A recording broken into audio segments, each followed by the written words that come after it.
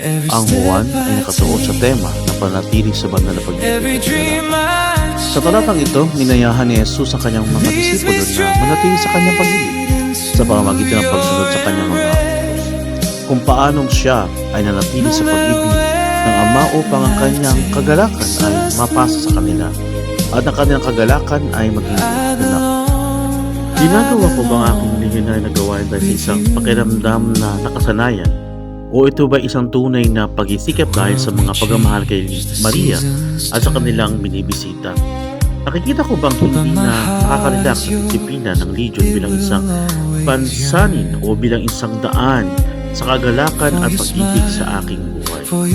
O aking personal na pakikipag-ugnayan sa iba, hinahayaan kong dumaan sa akin ang pag-ibig ni Jesus na naglalagay na ako ang madlang sarili kong pagkasakripisyo. Through the nights